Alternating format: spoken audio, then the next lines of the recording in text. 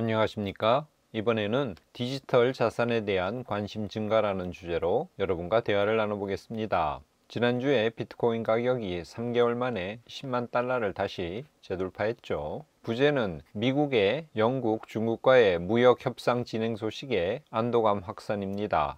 IMF 총재가 5일 미국 로스앤젤레스에서 열린 밀컨 글로벌 컨퍼런스에서 미국이 이런 식으로 관세 전쟁을 계속 벌이면 공급 부족이 오고 결국은 물가가 오르고 세계 경기가 둔화될 것이라는 경고를 내놨습니다. 지난주 초 스콧 베센트 재무부 장관은 8일 스위스를 방문해서 중국과 첫 관세 대화를 벌인다고 발표했습니다. 미국이 중국과 관세 협상을 위해 첫 만남을 갖는 모임이므로 나름 의미가 있다고 볼 수 있겠습니다. 지난 7일 수요일 현지 시간으로 연방공개시장위원회 FOMC는 금리를 현재 4.25에서 4.5%로 동결했습니다. 회의가 끝난 다음에 연준 의장 파월은 고용 둔화와 물가 상승이라는 두 가지 위험이 모두 증가하고 있어서 금리를 동결할 수밖에 없었다고 그 이유를 설명했습니다. 트럼프는 금리 인하를 원하고 있죠. 하지만 연준은 트럼프의 입맛대로 움직이지 않고 있습니다.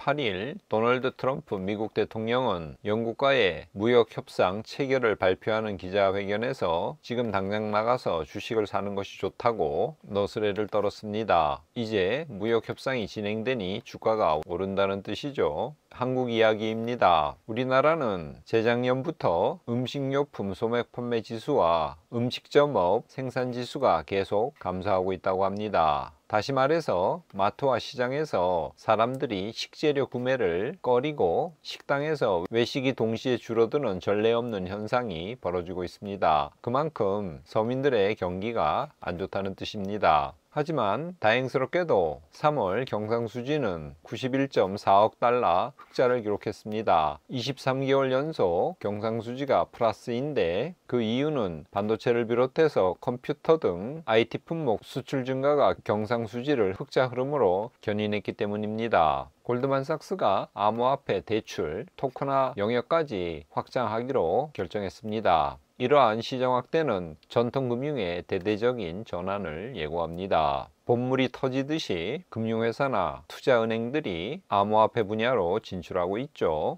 트럼프는 4일 MBC 뉴스와의 인터뷰에서 중국과의 경쟁을 위해서 암호화폐가 중요하다고 다시 한번 강조했습니다. 미국이 중국과 같은 국가들에 뒤처지지 않기 위해서 디지털 자산 혁신을 주도해야 한다고 말한 것입니다. 미국 재무부 장관 베센트도 지난주 의회 청문회에서 미국이 디지털 자산 분야에서 글로벌 리더로 자리 잡아야 된다고 강조했습니다. 중국이 비트코인 채굴 금지령을 해제할 것이며 가상화폐 규제 전면적으로 재검토할 것이라는 이야기가 베이징 소식에 정통한 홍콩의 언론들을 통해서 계속 보도되고 있습니다. 앞선 주에도 유사한 소식을 전해드렸는데 비슷한 얘기가 계속 흘러나온다는 것은 중국 정부의 암호화폐에 대한 기본 입장이 변화하는 것이 아닌가 하는 기대 또는 의심을 품게 만듭니다. 5월 5일 현지 시간으로 유명한 암호화폐 평론가 라크 데이비스는 향후 몇 년 안에 1개의 비트코인을 보유하는 것은 터무니없는 일이 될 것이라고 경고했습니다. 그만큼 비트코인 가격이 많이 오른다는 거죠. 미래에는 비트코인 1개를 갖고 있다는 것 자체가 커다란 부의 상징이 될 것이라고 내다봤습니다. 과연 그렇게 될지 우리 모두 지켜볼 필요가 있겠습니다. 유명한 암호화폐 플랫폼 바이낸스가 키르기스탄과 손잡고 암호화폐 결제 시스템을 도입하기로 양해각서를 체결했습니다. 바이낸스가 키르기스탄 쪽으로 진출한다는 의미이죠. 몰디브가 90억 달러 규모의 암호화폐 허브 건설을 추진하기로 결정했습니다. 몰디브 정부는 지금까지 관광으로 먹고 살았는데 그것만으로는 한계가 있다고 보고 약 12조 원의 돈을 투자해서 자신의 나라를 암호화폐 블록체인 허브로 만들겠다는 청사진을 발표했습니다. 이렇게 되면 뽕나무밭이 바다가 되는 상전벽계 현상이 일어나는 거겠죠.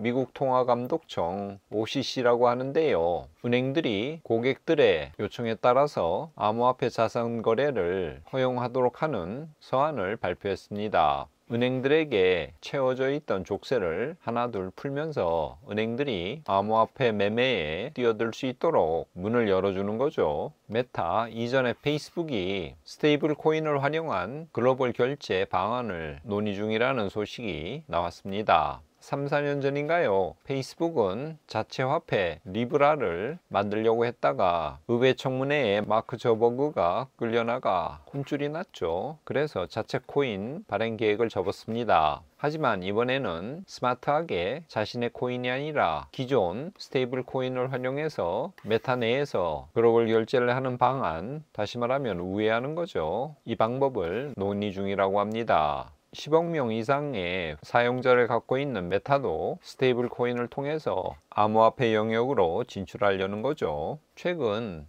블랙록이 발행한 비트코인 ETF 이쪽으로 19일 연속 자금이 들어오고 있다고 합니다. 이 자금 유입은 4월 14일부터 시작해서 지금까지 계속되고 있고요. 그래서 그 사이 비트코인 가격이 83,000불에서 103,000불까지 올랐다고 합니다. 블랙록의 CEO 레리 핑크가 앞으로 5년이나 10년 내에 비트코인 가격이 50만 달러를 돌파할 것이라는 전망을 내놨습니다. 지금 비트코인 가격이 10만 불을 약간 넘은 상태니까 이것이 50만 불이면 5배가 간다는 뜻이죠. 중국이 돈 풀기에 나섰습니다. 7개월 만에 기준금리를 인하했습니다. 지준율은 0.5포인트 내리고 금리는 0.1% 낮췄습니다. 내수가 지금 워낙 안 좋아서 본격적으로 내수 살리기에 들어간 것입니다.